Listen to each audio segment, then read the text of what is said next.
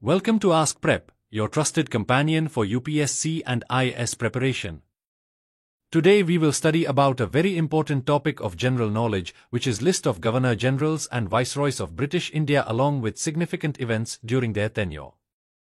The Governor-Generals and Viceroys of British India along with significant events during their tenure holds great significance not only for understanding the colonial history of India, but also from a strategic and analytical perspective for UPSC and IAS aspirants. So without further delay, let's get started.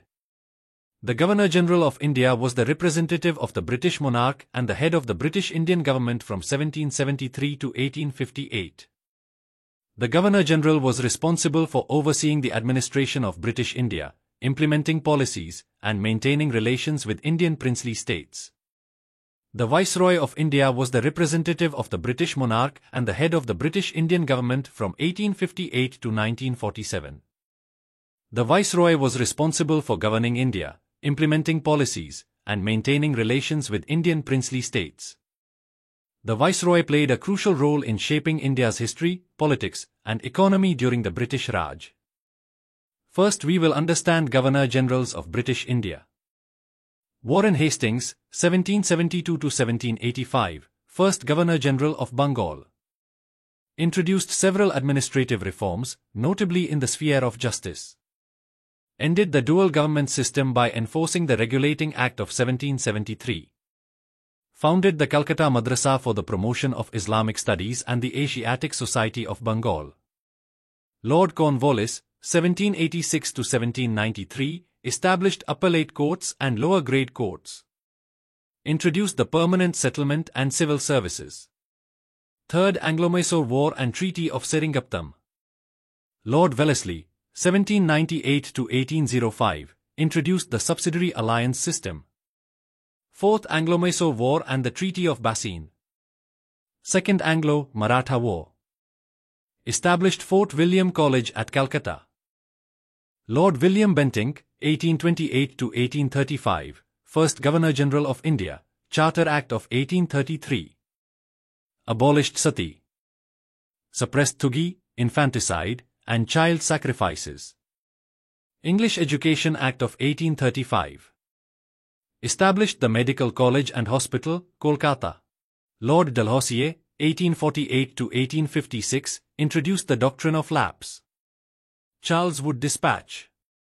Post Office Act, 1854. First railway line connecting Bombay and Thane. Established the Engineering College in Roorkee. Second Anglo-Sikh War. First telegraph line. Establishment of the Public Works Department.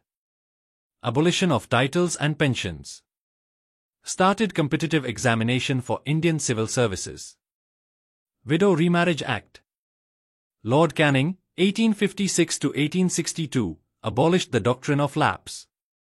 Established 3 universities at Calcutta, Madras, and Bombay in 1857. Revolt of 1857 took place. Now moving with Viceroys of British India. Lord Canning, 1858 to 1862, first Viceroy of India. Abolished the doctrine of lapse. Lord Elgin, 1862 to 1863, Indian Railways Act of 1863. Lord Lawrence, 1864 to 1869, established the Imperial Forest Department. Lord Mayo, 1869 to 1872, Indian Councils Act of 1872. Lord Northbrook, 1872 to 1876, established the Department of Agriculture and Commerce. Lord Lytton, 1876 to 1880, Indian Councils Act of 1876. Vernacular Press Act of 1878. Lord Ripon, 1880 to 1884, repealed the Vernacular Press Act. Introduced the local self-government. Lord Dufferin, 1884 to 1888, established the Indian National Congress. Lord Lansdowne, 1888 to 1894, Indian Councils Act of 1892.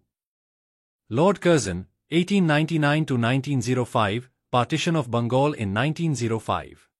Lord Hardinge, 1910 to 1916, Delhi Darbar in 1911. Transfer of capital from Calcutta to Delhi. Lord Chelmsford, 1916 to 1921, Montagu-Chelmsford reforms in 1919. Lord Reading, 1921 to 1926, establishment of the Royal Air Force in India. Lord Irwin, 1926 to 1931, Simon Commission in 1928. Lord Willingdon, 1931 to 1936, Government of India Act of 1935.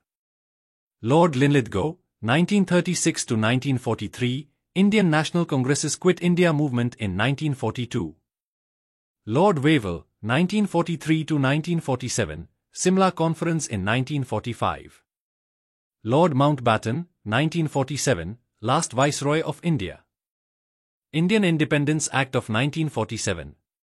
The list of Governor-Generals and Viceroys of British India, along with significant events during their tenure, collectively contributes to understanding India's colonial history and its impact on the socio-political landscape. These leaders not only represent pivotal moments in governance but also highlight the administrative policies that shaped India's colonial economy, society, and culture. Governor-Generals and Viceroys serve as significant figures in India's historical narrative, connecting events that laid the groundwork for India's struggle for independence and its eventual freedom. Their tenures marked critical developments such as economic reforms, infrastructure expansion, social legislations, and political strategies, which created lasting effects on Indian society. However, challenges such as balancing governance, addressing resistance movements, and managing diverse regional aspirations defined their periods in office and showcased the complexities of colonial administration. These figures, with their governance styles and policies, underscore the importance of understanding administrative decisions and their far-reaching implications. In conclusion, the list of Governor-Generals and Viceroys of British India is not just a record of names but also a reflection of key historical milestones and governance strategies. Each leader has their unique contributions and challenges, which provide insights into the colonial framework and its influence on India's evolution. Understanding these leaders and the events during their tenure is essential for comprehending India's colonial history and its role in shaping the modern nation. By studying these leaders and the events during their tenure, aspirants gain a deeper understanding of how colonial policies shaped modern India's foundation and fueled its journey towards self-governance and freedom. In India's colonial history, Lord Dalhousie's policies, including the doctrine of lapse and infrastructure development like the telegraph and postal system, laid the foundation for administrative centralization but also contributed to growing discontent among Indian rulers and the populace. The Revolt of 1857, a watershed moment during Lord Canning's tenure, marked the end of the East India Company's rule and the beginning of direct British Crown administration under Queen Victoria. This shift brought changes in governance, including the Proclamation of 1858, which promised reforms but retained British dominance. Under subsequent leaders like Lord Lytton and Lord Ripon, contrasting policies emerged. While Lytton's Vernacular Press Act and the Arms Act suppressed freedoms, Ripon's progressive measures, such as local self-government, attempted to engage Indian participation in administration. The tenure of Lord Curzon witnessed the controversial partition of Bengal in 1905, which aimed at administrative efficiency but sparked widespread protests and united nationalist movements, leading to the Swadeshi movement. Later viceroys like Lord Chelmsford oversaw key developments such as the Montagu-Chelmsford reforms and the Rowlatt Act, which simultaneously expanded limited self-governance and curtailed civil liberties, culminating in events like the Jallianwala Bagh massacre in 1919.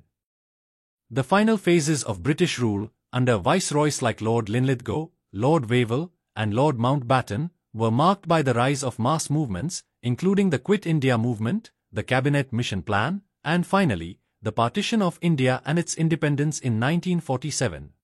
Each Governor-General and Viceroy's tenure reflects a unique blend of policies and events that shaped the socio-political and economic fabric of India, making it an essential area of study for aspirants aiming to understand India's complex colonial history and its transition to a modern nation-state. At AskPrep, we aim to bring such insights to help you prepare better for your UPSC and IAS examinations. Thank you. This is AskPrep, your guide to mastering UPSC and IAS preparation. Let's decode complex topics and simplify your journey to success.